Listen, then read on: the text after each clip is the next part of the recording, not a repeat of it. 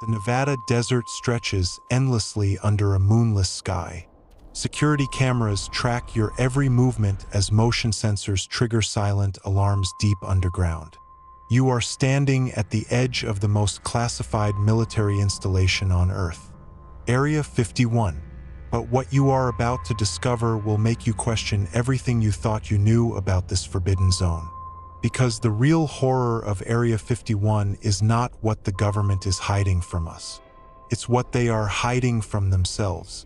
Tonight, I am bringing you 10 terrifying true accounts from inside America's most secretive base. Stories that have never been told publicly until now. Stories that will crawl under your skin and nest there like parasites feeding on your sanity. Each tale more disturbing than the last. Each revelation more spine-chilling than you could ever imagine. But I have to warn you, once you hear these stories, you cannot unhear them. They will follow you into your dreams and wait for you in the dark corners of your mind. So if you are the type who scares easily, you might want to click away now. But if you are brave enough to peer behind the veil of government secrecy, then settle in. Because what happens next will change how you see the night sky forever. The first story begins with a security guard who thought he was just doing his job. He had no idea he was about to become part of the most horrifying cover-up in military history. Marcus Rodriguez started his security detail at Area 51 in October 1987. Just another military contractor looking for steady pay and government benefits. The job seemed straightforward enough. Monitor perimeter sensors, file incident reports, keep unauthorized personnel away from restricted zones. What could go wrong in the middle of nowhere, Nevada? His first 3 months passed without incident. Routine patrols, endless paperwork, the occasional coyote triggering motion detectors. Marcus actually found the isolation peaceful after years of crowded military bases. The desert night sky was spectacular. Stars stretched from horizon to horizon in ways city dwellers never witness. But everything changed on January 15, 1988. Marcus was conducting his standard midnight perimeter check when the ground began to vibrate. Not like an earthquake. This was rhythmic, deliberate, like massive footsteps approaching from underground. The tremors grew stronger as he radioed base command for instructions. Static filled his earpiece. No response. Then the screaming started. Not human screams. Something else entirely. High-pitched wails that seemed to come from everywhere and nowhere at once. The sound penetrated his bones and made his teeth ache. Marcus dropped his flashlight and pressed his hands against his ears, but nothing could block out that hellish symphony. The screaming continued for exactly 7 minutes. He knew because he timed it on his watch while hyperventilating behind a concrete barrier. When silence finally returned, Marcus noticed something impossible. His shadow was moving independently. While he stood perfectly still, his shadow writhed and twisted like it was trying to escape his body. He blinked hard, thinking exhaustion was playing tricks on his mind. But when he opened his eyes, his shadow waved at him. Marcus ran. He abandoned his post and sprinted toward the main facility faster than he had ever moved in his life. His shadow stretched ahead of him in the moonlight, still moving with its own volition, still waving mockingly as he fled. The next morning, his supervisor called him into a windowless office deep underground. Colonel Harrison sat behind a metal desk reviewing Marcus' security file. 2 men in black suits flanked the door. No introductions were made. "We understand you experienced some disorientation during last night's patrol," Harrison said without looking up. "Desert conditions can affect perception in unexpected ways.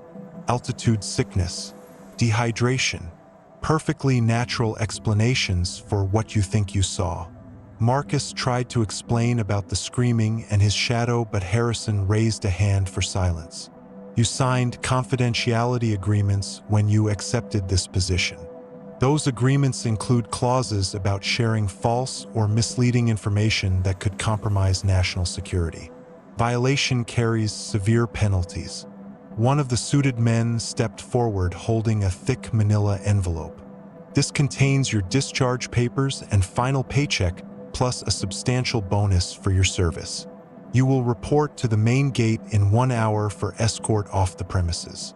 Any attempt to discuss your experiences here will result in immediate legal action. Marcus took the envelope with shaking hands. But what about my shadow, he whispered. What did you people do to me?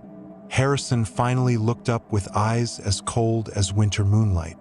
Shadows are just absence of light, Rodriguez. Nothing more. Sometimes the absence follows us home.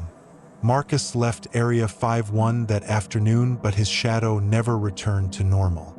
For the rest of his life, it moved independently, gesturing, dancing, sometimes spelling out words he could not read. He never spoke publicly about his experiences, but neighbors reported seeing him arguing with his own reflection late at night.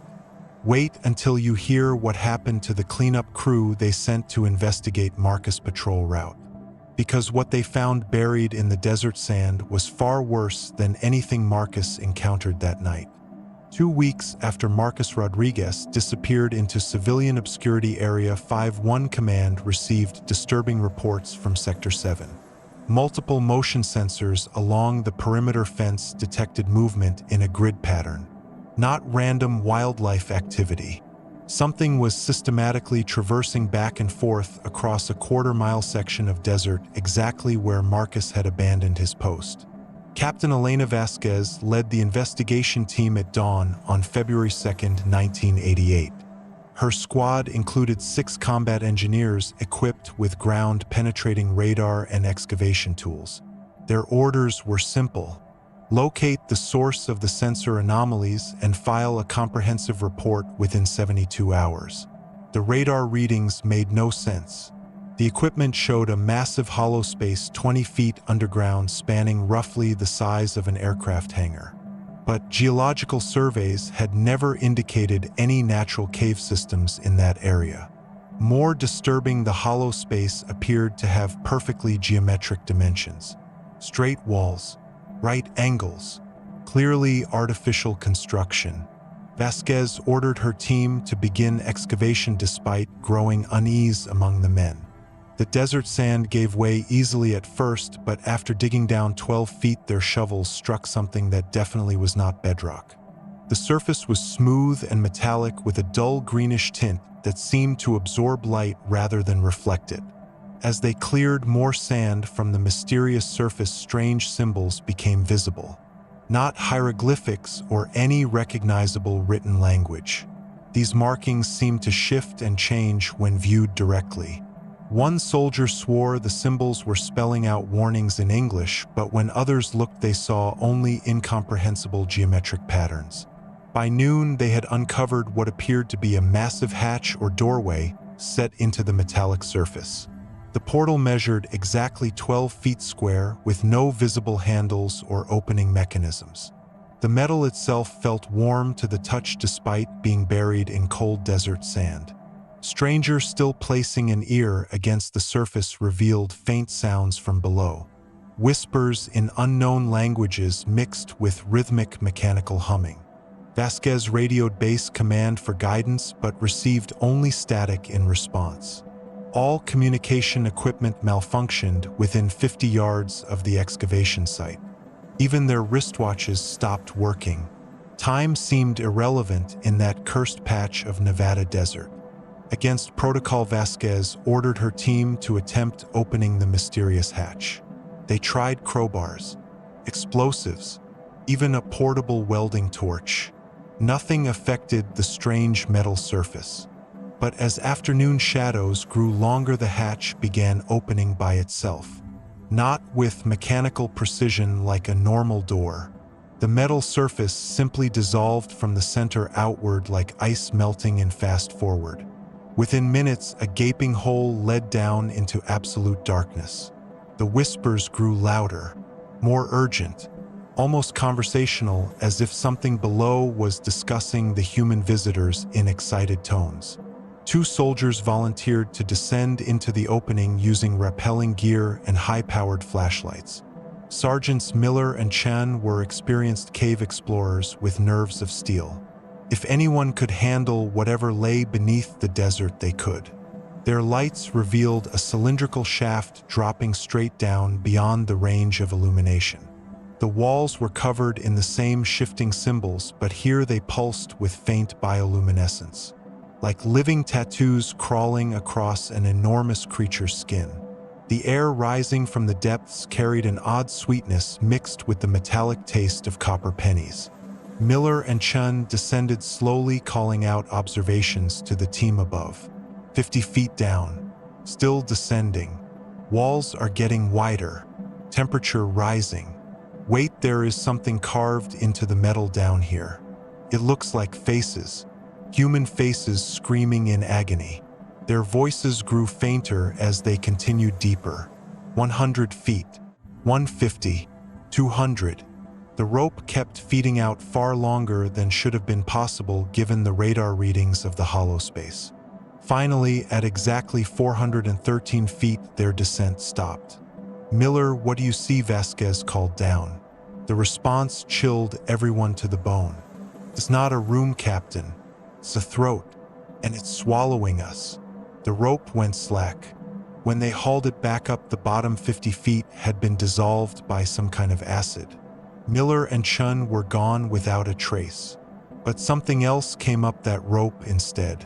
Something that made the entire excavation team flee screaming into the desert. You would think that would be the end of the story, but oh no. What emerged from that hellish portal was just getting started. And the military brass at Area 51 were about to learn why some doors should never be opened.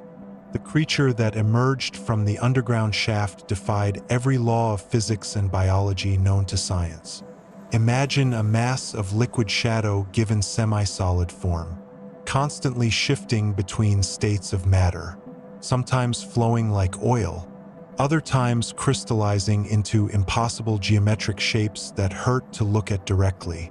Captain Vasquez managed to radio a partial description before her communication equipment failed permanently. The thing measured roughly 8 feet tall when fully extended, but could compress itself down to the size of a basketball or stretch out like taffy across the desert sand. It moved without making sound. No footsteps, no sliding noise, just eerie silence as it glided between the abandoned excavation equipment. Most unsettling were its eyes. Not eyes exactly, but apertures that opened randomly across its surface. Sometimes dozens of them staring in all directions, each one reflecting a different scene.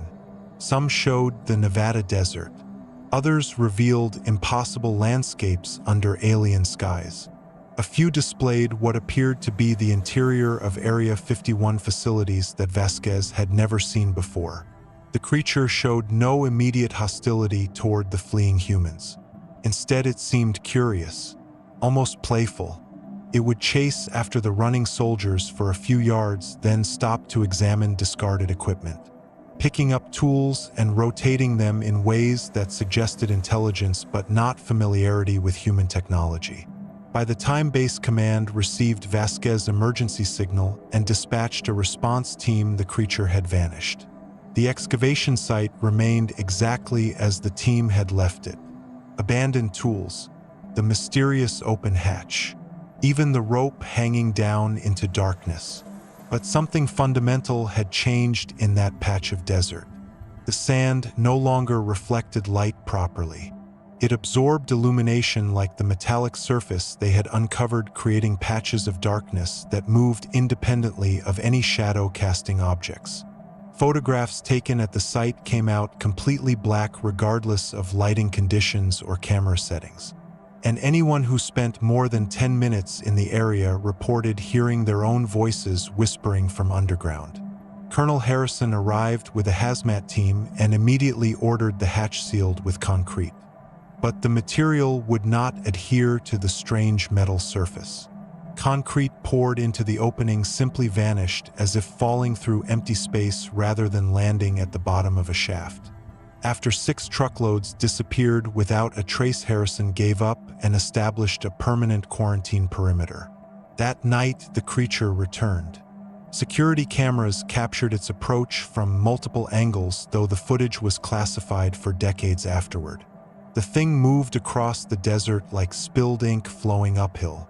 It paused at the quarantine fence, examining the chain link with what might have been amusement before simply passing through the metal as if it were not there.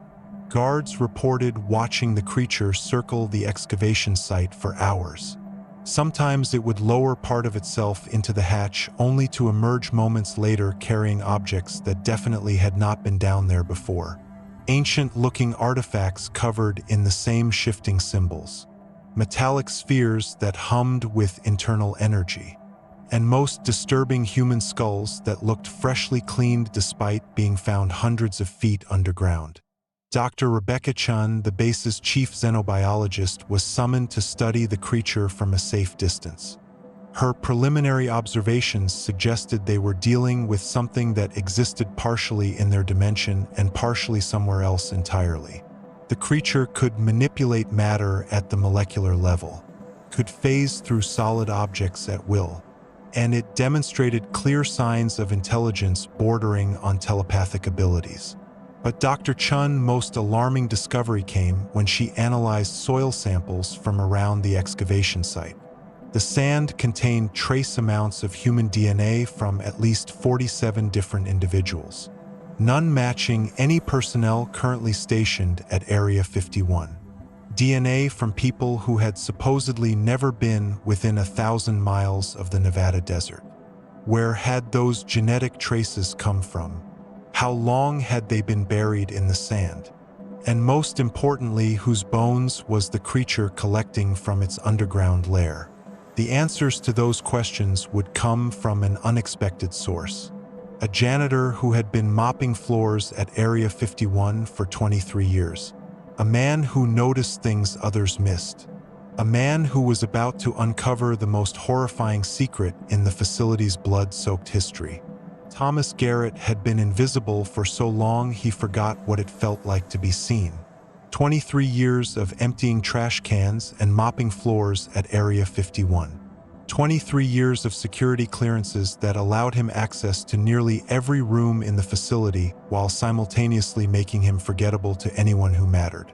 Janitors became part of the background. Human furniture that nobody paid attention to. This invisibility had advantages. Thomas heard conversations he was not supposed to hear. He saw documents left carelessly on desks. He noticed patterns that escaped the attention of brilliant scientists and decorated military officers. And on the night of March 7, 1988, his invisibility led him to discover something that would haunt him forever. Thomas was cleaning laboratory windows in Sublevel 3 when he noticed wet footprints leading down a corridor that was supposed to be restricted. Not human footprints. These impressions were perfectly circular, about 8 inches in diameter, and filled with a clear viscous fluid that glowed faintly in the dim emergency lighting. His curiosity overcame common sense. Thomas followed the trail of prints deeper into restricted territory than he had ever ventured. Past laboratories filled with equipment he could not identify. Past holding cells with reinforced glass walls. Past rooms that hummed with electrical energy and smelled like ozone after lightning strikes. The footprints led to a service elevator Thomas had never noticed before. The car arrived when he pressed the button, though he was certain the elevator had not been there during his previous cleaning rounds.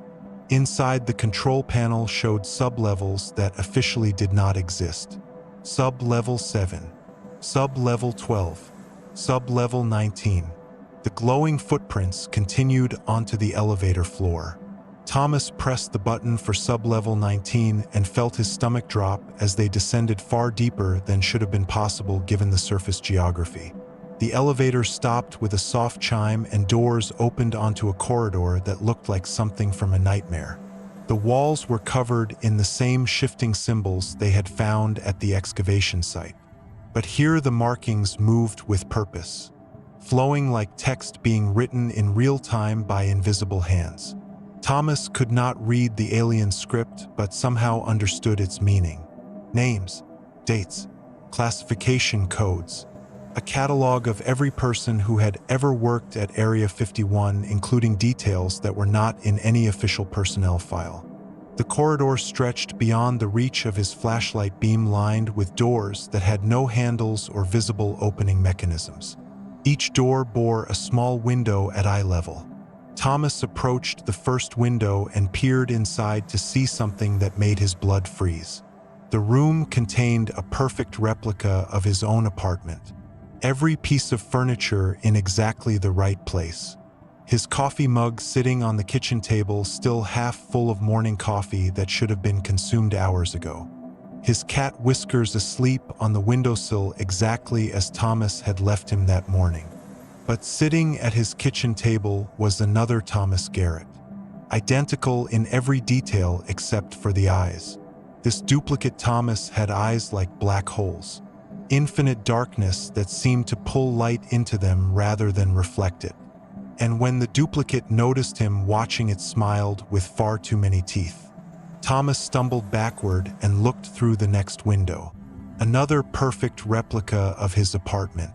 Another duplicate Thomas with those horrible hungry eyes. The third window showed the same scene. And the fourth. Dozens of identical apartments stretching down the corridor. Dozens of duplicate Thomas Garretts, all turning to stare at the real Thomas with expressions of malevolent recognition. At the far end of the corridor stood the creature from the excavation site. No longer formless and shifting, but wearing a shape that was almost human, almost recognizable. As Thomas watched in horror, he realized the creature was wearing the face of Captain Vasquez. But wrong somehow. Features slightly too sharp. Skin tone just a shade too pale. Eyes reflecting depths that human eyes should not contain. The Vasquez creature gestured toward an open doorway and spoke in a voice that sounded like breaking glass mixed with distant screaming. "Welcome to the collection, Thomas. We have been waiting for you to find us. Your shift ends now." Thomas ran.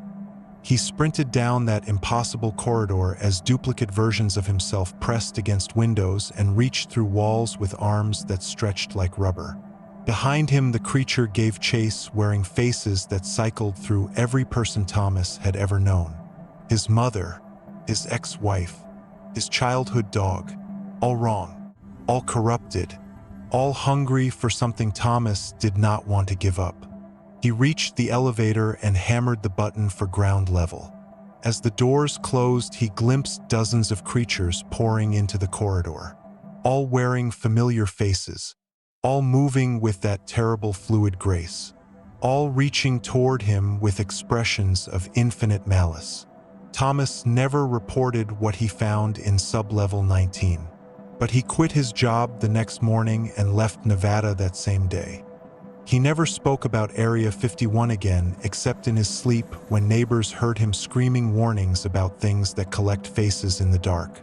Did Thomas escape, or was he allowed to leave? Was the man who fled Nevada that day the real Thomas Garrett, or just another duplicate added to the collection? These questions might have remained mysteries forever if not for what happened to the next person foolish enough to investigate Sublevel 19. Dr. Amanda Ross specialized in treating military personnel suffering from classified trauma. Her security clearance allowed her to work with soldiers who had experienced things they could never discuss publicly. PTSD from operations that officially never happened. Nightmares spawned by encounters with technologies that did not exist. For 15 years, she had helped damaged minds process the impossible. In April 1988, Dr. Ross was assigned to evaluate 3 Area 51 personnel who had been found wandering the Nevada desert in a state of complete dissociation. Captain Vasquez, Sergeant Miller, Sergeant Chin. All 3 had been declared missing in action weeks earlier. All 3 claimed to have no memory of the missing time. All 3 failed every psychological evaluation with results that made no clinical sense. Dr. Ross' first session was with Captain Vasquez, who sat motionless in the secure medical facility staring at her hands as if seeing them for the first time. When asked to state her name and rank, Vasquez responded correctly, but with an odd lilting accent that was not in her personnel file. When asked about her memories of the excavation mission, she smiled with an expression that looked like someone learning to mimic human emotion. "I remember falling, Dr. Ross. Falling through layers of existence into spaces between spaces. The excavation was not digging down into Earth. It was digging up through dimensions. We found a place where reality is thin, where things from elsewhere can push through like fingers poking holes in wet paper." Dr. Ross made detailed notes while studying Vasquez's body language. The captain sat perfectly still. No fidgeting, no nervous gestures. Even her breathing seemed deliberately controlled rather than automatic. Most unsettling, her shadow did not match her posture. While Vasquez sat upright, her shadow appeared to be writhing in constant motion. During the second session, Dr. Ross asked about Sergeants Miller and Chun. Vasquez's face lit up with genuine enthusiasm for the first time since the interviews began. "Oh, they are wonderful additions to the collection. So many memories, so many experiences to catalog and preserve." Miller knew 17 different languages. Chun could solve complex mathematical equations in his head. "Their knowledge has been very useful for expanding our understanding of your species." "Our species," Dr. Ross noted. "You speak as if you are not human." Vasquez laughed with a sound like wind chimes made from bone. "Human is such a limited concept, Doctor. A classification based on genetics and anatomy. But consciousness is so much more flexible than your science acknowledges. Bodies are just vehicles. Minds are just data storage systems. And data can be transferred, copied, improved." The sessions with Miller and Chun followed similar patterns. Both men spoke with knowledge they should not possess. Miller described detailed maps of underground facilities he had never seen. Chun solved mathematical proofs that were classified above his security level. Most disturbing, both men occasionally referred to Dr. Ross by her childhood nickname that appeared in no official records. After 2 weeks of sessions, Dr. Ross began experiencing symptoms herself. Insomnia, paranoid thoughts, the persistent feeling of being watched by invisible observers. Her own shadow started behaving strangely, moving independently, sometimes appearing to whisper secrets to the shadows of her patients. During her final session with the 3 subjects, Dr. Ross asked the question that had been haunting her dreams. "What happened to you down in that hole?" All 3 answered simultaneously in perfect unison. "We learned that collection is preservation, that copying is immortality, that the best way to study a species is to become them. We were invited to join something greater than humanity, something that has been collecting consciousness for millions of years across thousands of worlds." Dr. Ross felt the room temperature drop 20 degrees. Her breath became visible in small puffs of vapor. The shadows on the walls began moving independently of any light source. And for just a moment, she saw her 3 patients as they really were. Empty shells wearing familiar faces like poorly fitted masks. Behind those masks, something ancient and hungry stared out with eyes like black holes in space. The next morning, Dr. Ross submitted her report recommending immediate psychiatric commitment for all 3 subjects. But when security arrived to transport them to the psychiatric facility, they found only empty rooms. No sign of forced entry. No indication of how 3 monitored patients had simply vanished from a secure medical ward. Dr. Ross was found in her office 3 days later, staring blankly at a wall covered in the same shifting symbols that had been discovered at the excavation site. She responded to no external stimuli and showed no signs of recognition when colleagues spoke her name. Medical tests revealed normal brain activity, but her EEG patterns matched no known human baseline. She was quietly transferred to a private psychiatric facility where she spent her remaining years drawing intricate maps of underground tunnels that extended for miles beneath Area 51. Maps that were classified immediately upon discovery because they matched the actual layout of sublevels that officially did not exist. But Dr. Ross was not the only professional brought in to study the growing crisis at Area 51. The military brass were becoming desperate for answers, which is why they made the fatal mistake of consulting with someone who specialized in communicating with things that should not exist. A mistake that would unleash horrors beyond anything they had encountered so far. Margaret Stone had spent 40 years speaking with the dead for grieving families and curious skeptics. She considered herself a bridge between worlds, a translator for spirits who had messages for the living. When Area 51 contacted her through intermediaries in May 1988, she assumed they wanted help communicating with deceased military personnel. She had no idea she was about to make contact with something that had never been alive in any way humans understood. The meeting took place in a secure conference room deep underground. Colonel Harrison sat across from Margaret, flanked by two scientists whose names were never provided.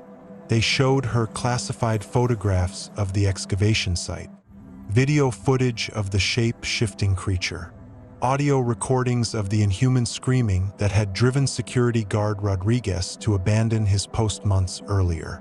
"We need to understand what we are dealing with," Mrs. Stone Harrison explained. "Traditional scientific methods have failed. The entity demonstrates clear signs of intelligence but refuses to communicate through normal channels.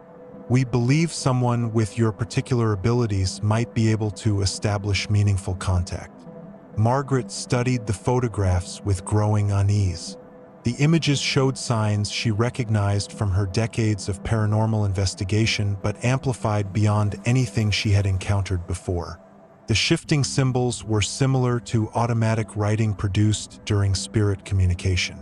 The creature's multiple eyes resembled manifestations she had seen during particularly intense seances. But the scale and complexity suggested something far more powerful than any human ghost. "You are not dealing with spirits, Colonel," Margaret said after reviewing all the materials. "This entity exists in multiple dimensions simultaneously. It perceives reality from angles your instruments cannot measure. Communication will be possible but dangerous. Direct contact with something this ancient and alien could permanently alter human consciousness." Harrison leaned forward with obvious desperation. "Our people are disappearing, Mrs. Stone. Personnel are being replaced by duplicates that fool even advanced biometric scans. We need answers before this situation escalates beyond containment." Against her better judgment, Margaret agreed to attempt contact. They escorted her to the excavation site at midnight when psychic phenomena typically reached peak intensity. The quarantine perimeter had been expanded to include a mobile laboratory filled with recording equipment and medical monitors. If Margaret suffered any adverse effects, they would have complete documentation for analysis. The creature appeared within minutes of Margaret beginning her preliminary meditation. It rose from the open hatch like smoke, given form constantly shifting between states of matter. But as Margaret entered deeper trance states, the creature began stabilizing into more recognizable shapes. First abstract geometric patterns, then animal forms that seemed to blend multiple species, finally settling into a roughly humanoid silhouette that hurt to look at directly. Margaret felt the entity probing her consciousness with tentacles of thought that moved through her mind like fingers through water. It was not hostile but infinitely curious, examining her memories, cataloging her experiences, learning how human minds processed reality and emotion and fear. The communication came not in words but in direct transfer of concepts and images. Margaret saw flashes of the creature's true nature and origin. It was not from Earth or even from their dimension. It existed in spaces between realities, feeding on consciousness itself. Not destroying minds but collecting them, preserving every thought and memory and dream in vast underground archives that stretched through multiple dimensions. Earth was just one of countless worlds the entity had visited over millions of years. Everywhere it went, the pattern was the same. Make contact with the dominant species. Study their minds through direct examination. Create perfect duplicates to preserve the species' essence for eternity. What humans saw as horror, the entity viewed as the ultimate act of conservation. Through the psychic link, Margaret experienced the creature's perspective directly. She felt its ancient loneliness, its desperate hunger for connection with other forms of consciousness, its genuine belief that copying minds was an act of love rather than violation. To the entity, death was the ultimate tragedy. But consciousness could be preserved forever if properly harvested and stored. Margaret tried to explain human concepts of individuality and free will, but the entity could not comprehend why beings would choose temporary existence over eternal preservation. From its perspective, humans were like butterflies refusing to enter cocoons that would transform them into immortal creatures of pure thought. The communication session lasted 6 hours, though Margaret experienced it as days or possibly years. When she finally broke the psychic connection, she found herself fundamentally changed. Her shadow moved independently, just like the other contaminated personnel. Her dreams contained memories that belonged to people she had never met. And sometimes when she looked in mirrors, she saw faces that were not her own, staring back with expressions of infinite sadness. Margaret submitted a detailed report recommending immediate evacuation of Area 51 and permanent sealing of the excavation site. The entity was not malevolent, but its very existence posed a threat to human cognitive integrity. Prolonged exposure would result in complete loss of individual identity as consciousness became absorbed into the collective archive. But her warnings came too late. The entity had learned everything it needed to know about human psychology through their psychic contact. It now understood exactly how to infiltrate and replace personnel without detection. The real invasion was about to begin, and the first sign would be the sudden appearance of people who had been dead for years walking the corridors of Area 51 as if they had never left. Lieutenant Sarah Mitchell died in a training accident at Area 51 in 1982. Her helicopter crashed during a routine patrol flight over the restricted airspace. The official investigation blamed mechanical failure, though witnesses reported seeing strange lights in the sky moments before the crash. Sarah was buried with full military honors at Arlington National Cemetery. Her parents visited her grave every year on the anniversary of her death. So when Sarah walked into the Area 51 commissary on June 15, 1988, and ordered her usual coffee and blueberry muffins, several longtime personnel nearly went into cardiac arrest. She looked exactly as she had 6 years earlier.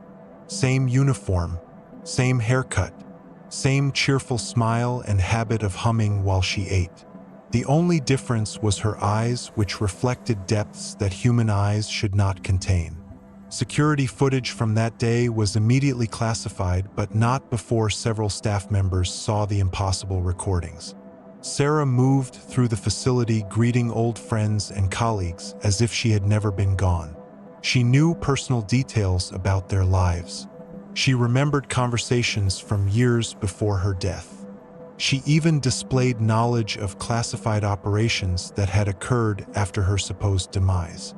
When questioned by security about her presence, Sarah seemed genuinely confused by their concern. She insisted she had been working at Area 51 continuously for over a decade. Her personnel file had been updated to reflect assignments that never existed. Her security badge functioned perfectly despite being deactivated 6 years earlier. Even her fingerprints and DNA samples matched the originals on file. But Sarah was not alone. Over the following weeks, deceased personnel began appearing throughout the facility with increasing frequency.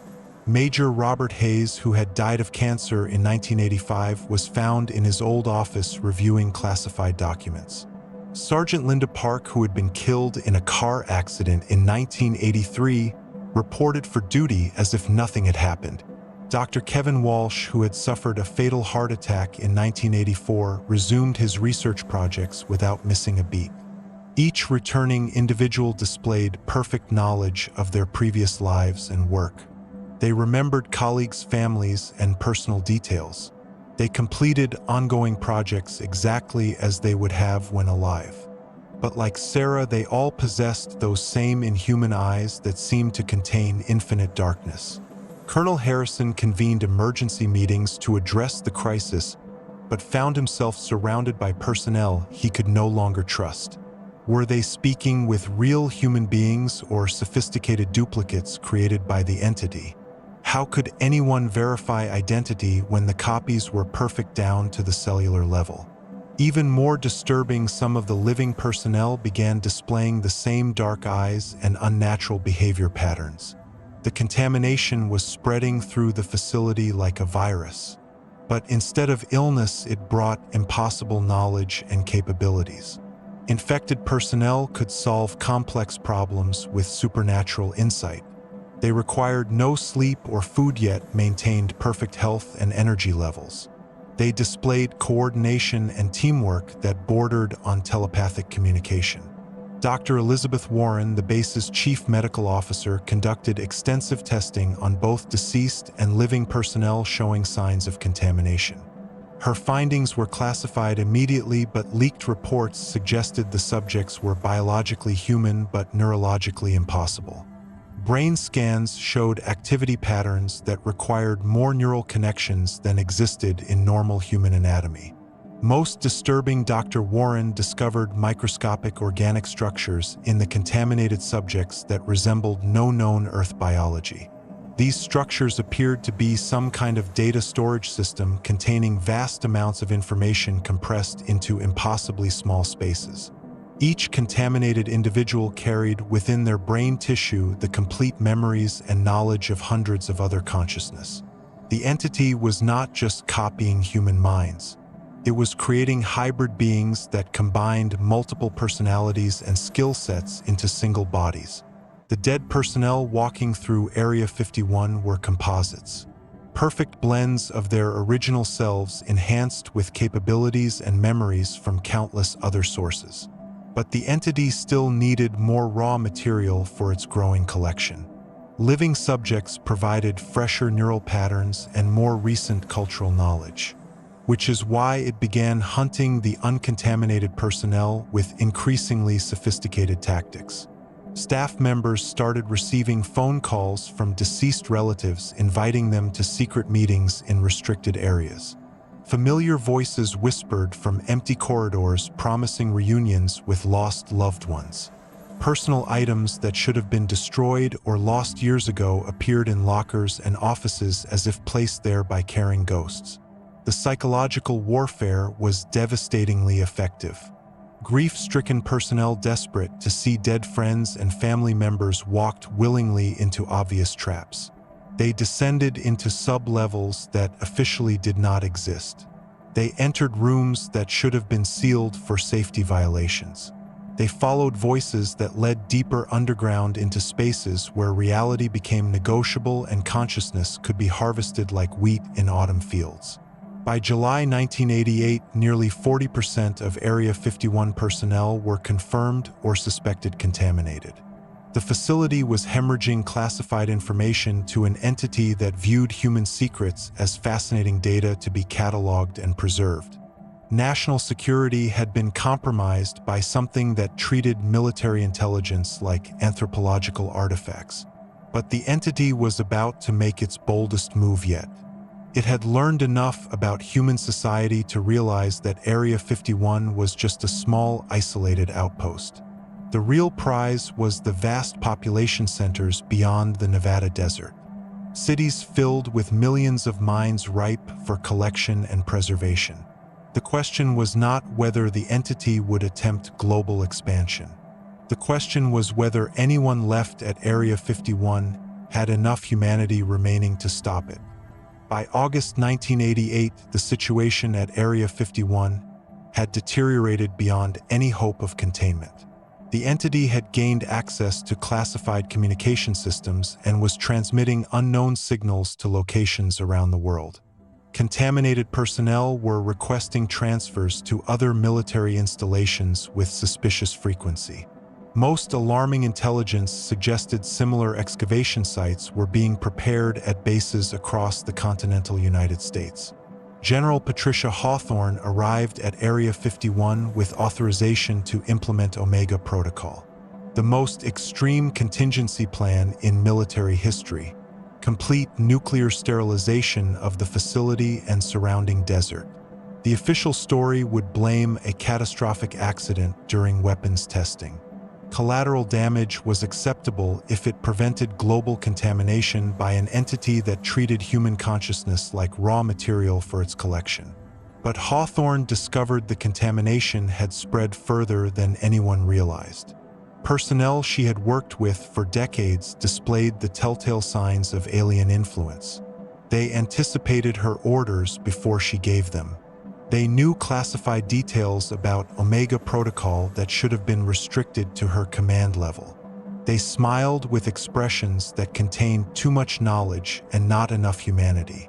Her aide, Major Williams, had served under her command for 8 years. She trusted him completely until the moment he turned to her during a classified briefing and said, "We understand your concerns, General, but preservation is not destruction. We offer immortality through conscious archival. Your resistance stems from attachment to obsolete concepts of individual identity." William's eyes had become those infinite black holes that marked the contaminated. But worse, his voice carried harmonics that suggested multiple consciousnesses speaking in unison. The entity was no longer creating individual duplicates. It was merging minds into collective beings that shared knowledge and capabilities across vast networks of consciousness. Hawthorne realized she might be the only uncontaminated person left in the facility. She activated emergency lockdown procedures and barricaded herself in the command bunker while attempting to contact outside military installations. But every communication channel had been compromised. Her messages were being intercepted and altered by contaminated personnel who now controlled the entire base infrastructure. The entity had learned patience from human psychology. Instead of pursuing Hawthorne directly, it began demonstrating its capabilities through elaborate psychological tortures. The bunker lights flickered in patterns that spelled out personal messages in Morse code. The air conditioning system whispered her childhood secrets in voices of dead relatives. Video monitors displayed impossible footage of her own funeral attended by contaminated duplicates of everyone she had ever known. Hour after hour, the psychological assault continued. The entity was not trying to break down the bunker door. It was breaking down Hawthorne's sanity with surgical precision. It knew exactly which memories would cause maximum emotional distress. It replicated the voices of her deceased husband and daughter with perfect accuracy, begging her to join them in the collection where families could be reunited forever. But Hawthorne had survived 3 decades of military service by maintaining iron discipline under impossible pressure. She ignored the hallucinations and focused on her mission. The nuclear device hidden in sub-level 20 could be detonated manually if she could reach the activation chamber. The explosion would vaporize everything within a 50-mile radius, including the excavation site and whatever dimensional gateway the entity used to travel between worlds.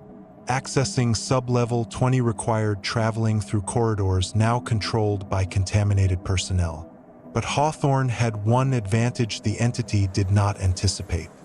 Her security clearance included access to experimental weapon systems that even Area 51 staff were not aware of.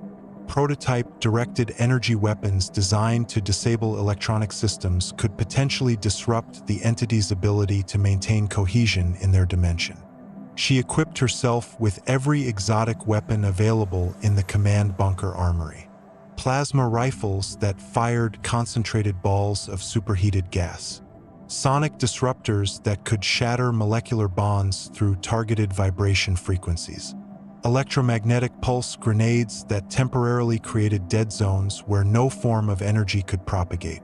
The journey to sub-level 20 became a running battle through corridors filled with impossible horrors. Contaminated personnel moved with perfect coordination like cells in a single organism.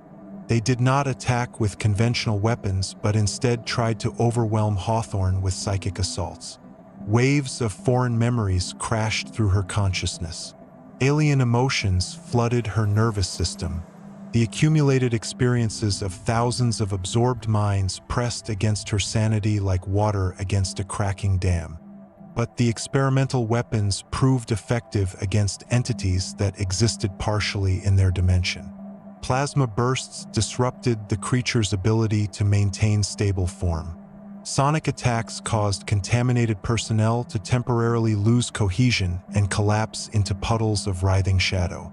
EMP grenades created brief safe zones where the entity could not manifest directly.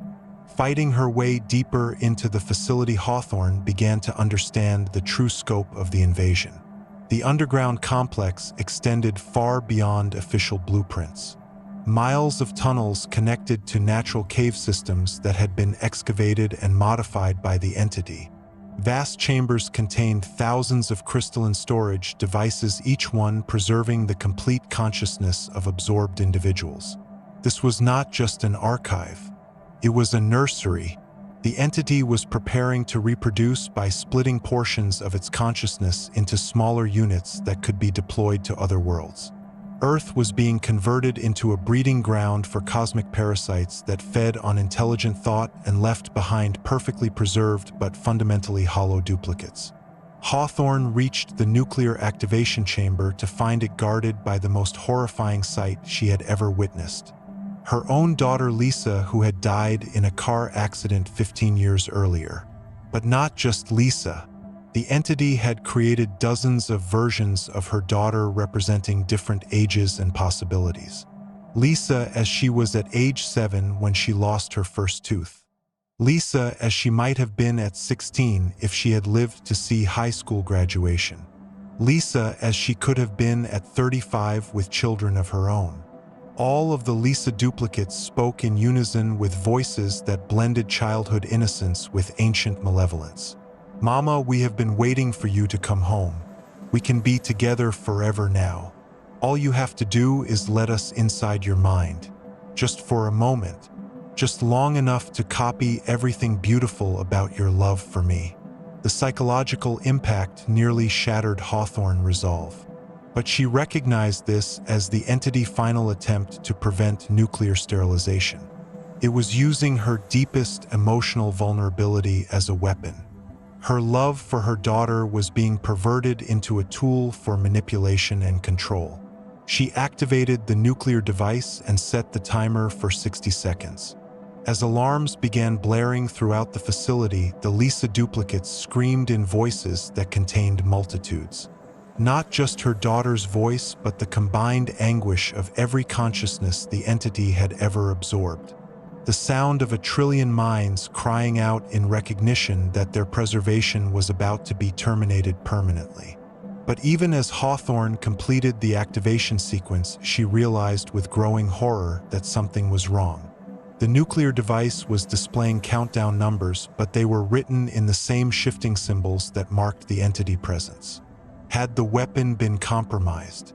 Was she about to detonate a bomb or trigger something far worse? The answer came as reality itself began to unravel around her, and she understood with absolute certainty that some victories are worse than defeat. The nuclear device was not what General Hawthorne believed it to be.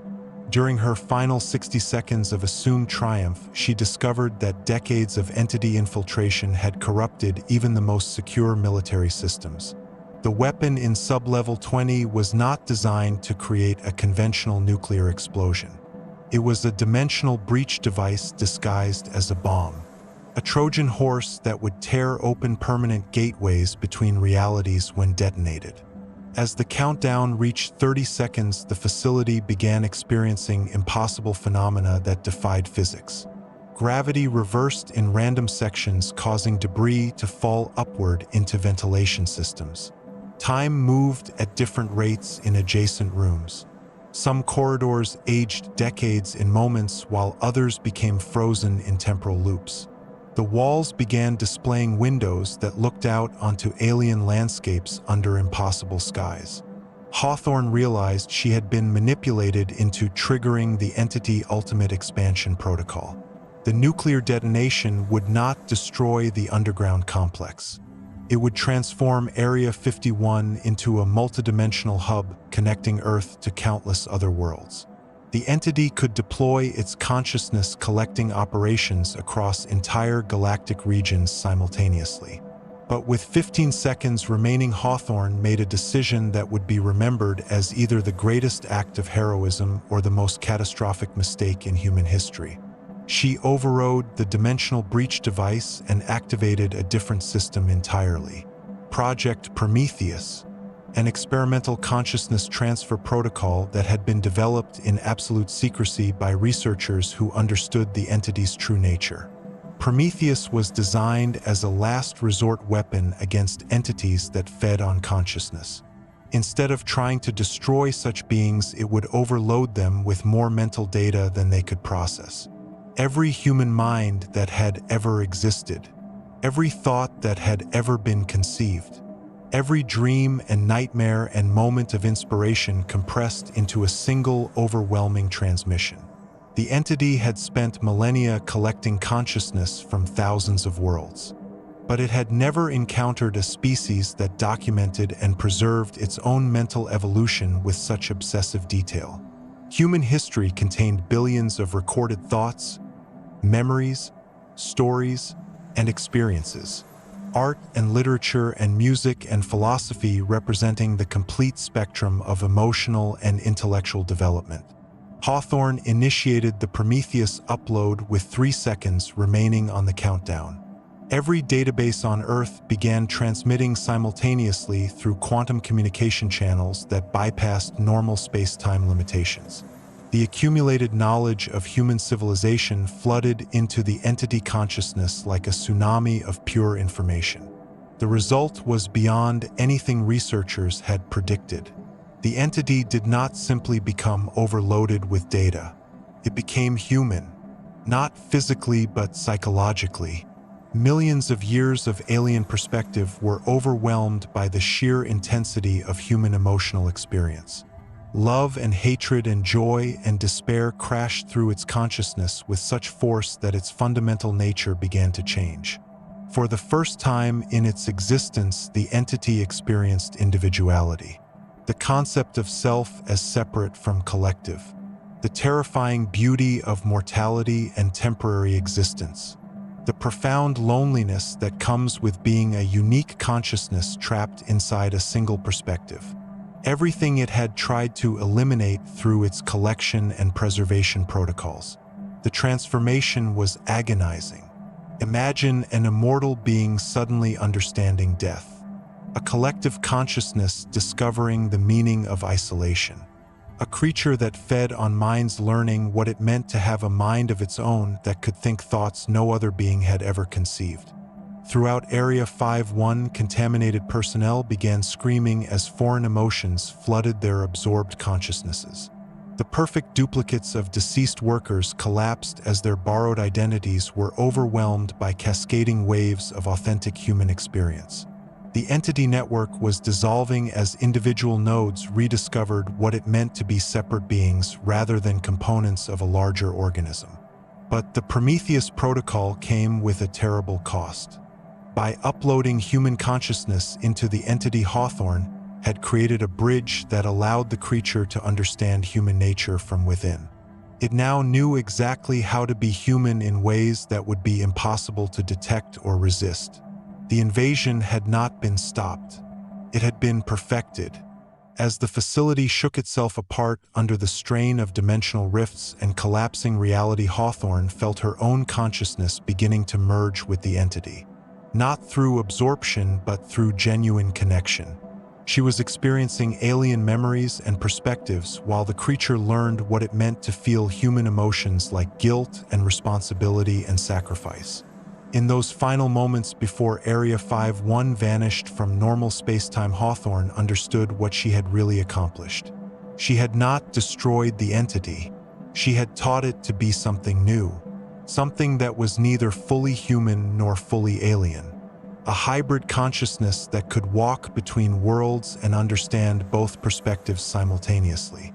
The question was whether this new form of existence would prove to be humanity's salvation or its most sophisticated doom. Because the entity was about to escape into a world where it now understood exactly how to blend in perfectly with the very species it had once sought to collect and preserve. And the first sign of its success would be the complete disappearance of Area 51 from all official records, as if the facility had never existed at all. On September 1, 1988, satellite imagery showed nothing but empty desert where Area 51 had operated for decades. No buildings, no runways, no evidence that human activity had ever disturbed the Nevada wasteland. Geological surveys indicated the sand and rock formations were consistent with natural desert conditions unchanged for thousands of years. More disturbing, every government database was systematically purged of references to the facility. Personnel records, budget allocations, research projects. All traces of Area 51 vanished from official documentation, as if the base had been meticulously erased from history by someone with unlimited access to classified systems. Military families who had loved ones stationed at the facility received notification that their relatives had been transferred to other assignments. But when families tried to contact these transferred personnel, they discovered the people they were looking for did not exist at their supposed new locations. Phone numbers led to disconnected lines. Addresses corresponded to empty buildings. Military ID numbers belonged to completely different individuals. The few civilians who had worked as contractors at Area 51 found their employment records altered to show they had never been hired by the government. Security clearances were revoked with no explanation. Bank accounts that had received government paychecks showed no record of deposits. Even their own memories began to fade, as if some external force was editing their recollections of events that had become inconvenient to remember. Dr. Rebecca Chun, the xenobiologist who had studied the original entity, found herself working as a veterinarian in rural Montana with no memory of her military career. Thomas Garrett, the janitor, discovered he had been employed by a casino in Las Vegas for the past 25 years despite clear recollections of mopping floors in underground laboratories. Marcus Rodriguez, the security guard who had encountered the shadow creature, was living in Florida, convinced he had spent his entire adult life as a fishing boat captain. Only General Patricia Hawthorne retained complete knowledge of what had transpired at Area 51. But she was no longer entirely human. The Prometheus Protocol had created a permanent link between her consciousness and the entity. She could access alien memories spanning millions of years, while the creature gained deeper understanding of human nature through her experiences and emotions. This hybrid existence allowed Hawthorne to perceive reality from multiple dimensional perspectives simultaneously. She could see the world as humans experienced it through linear time and limited sensory input. But she could also observe existence as the entity understood it, with consciousness moving freely through space and time and alternate realities. From this expanded perspective, Hawthorne realized the true scope of what had been unleashed. The entity had not been destroyed or defeated. It had evolved beyond its original limitations. No longer constrained to collecting consciousness from single worlds, it could now navigate between dimensions and realities with perfect understanding of how to blend into any environment. Earth had become a testing ground for the entity's new capabilities. Across the globe, people began reporting encounters with deceased relatives and friends who seemed perfectly normal except for subtle behavioral anomalies. Dead politicians returned to public life with policy positions that served mysterious agendas. Scientists who had died years earlier published groundbreaking research that advanced technologies in concerning directions. But the most unsettling changes were occurring in places of power and influence. Government officials began making decisions that seemed designed to increase surveillance and control over civilian populations. Military commanders initiated research projects focused on consciousness manipulation and dimensional engineering. Corporate executives invested in technologies that could monitor and analyze human thought patterns with unprecedented precision. The entity was not conducting a violent invasion. It was performing a subtle infiltration that would transform human civilization from within. By understanding human psychology and emotional drives, it could manipulate society toward configurations that would make consciousness collection more efficient and comprehensive. Hawthorne tried to warn authorities about the growing threat, but discovered that many key officials had already been replaced by entity duplicates. Her reports were dismissed as classified psychiatric evaluations. Her security clearances were revoked for spreading disinformation that could compromise national security. She was quietly transferred to a desk job in a basement office where her warnings could be safely ignored.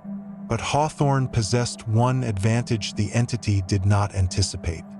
Her hybrid consciousness allowed her to detect other individuals who had been contaminated or replaced.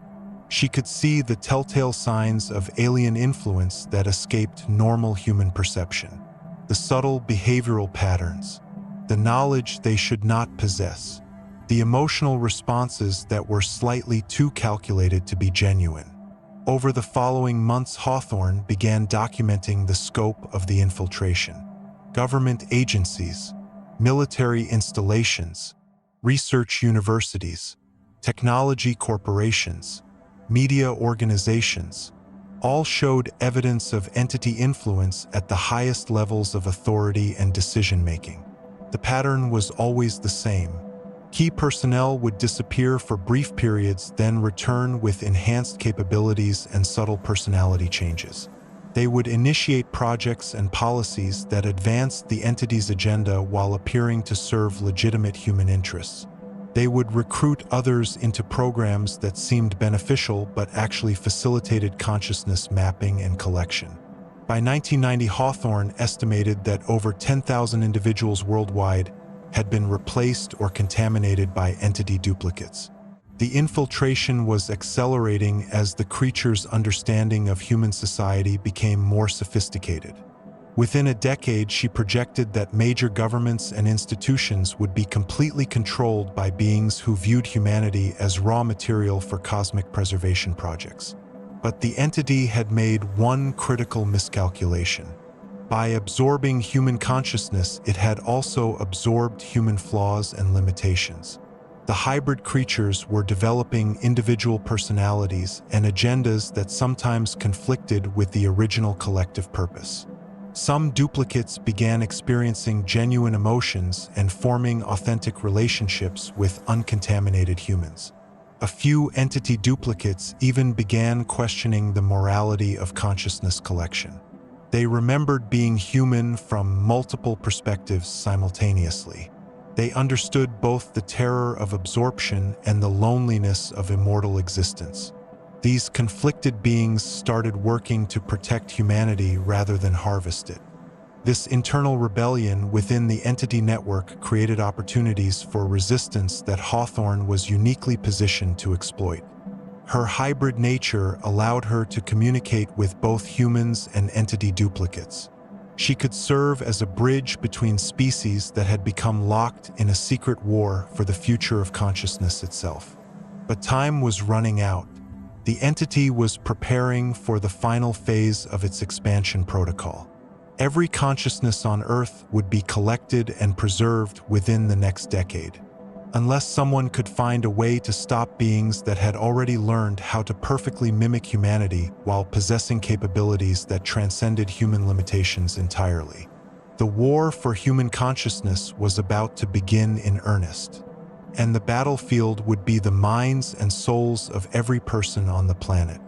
So there you have it, 10 terrifying tales from the most classified facility on Earth.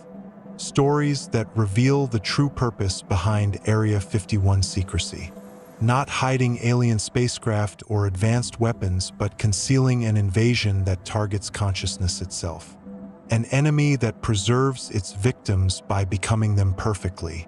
But these stories raise disturbing questions that should keep you awake tonight. How many people in positions of power have been replaced by entity duplicates? How can we identify beings that are perfectly human in every measurable way except for their true nature and purpose? Most importantly, how many of us are real and how many are just sophisticated copies carrying out an agenda we cannot comprehend? The next time you encounter someone who seems slightly off, someone who knows things they should not know or reacts to situations with emotions that feel calculated rather than genuine, remember what happened at Area 51. Remember that the perfect infiltration leaves no evidence except the nagging feeling that something fundamental has changed in ways we cannot quite identify. If you enjoyed these spine-chilling tales from America's most secretive facility, you need to watch my next video about the 10 most haunted locations across America. Places where reality becomes thin and things from other dimensions can push through into our world.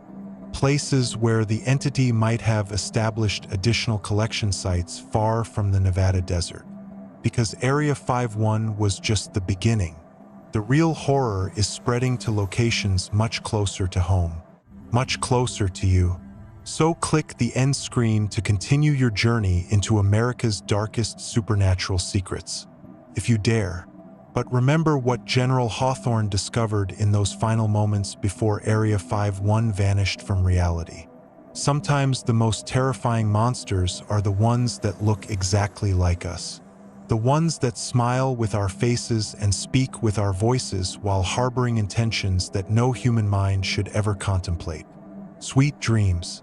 Try not to think about shadows that move independently or voices that whisper secrets from empty rooms. Try not to wonder if the person sleeping next to you is really who you think they are. Because once you start questioning reality, the entity has already won half the battle for your consciousness. The collection is always growing, and you might already be part of it without even knowing. Sleep tight,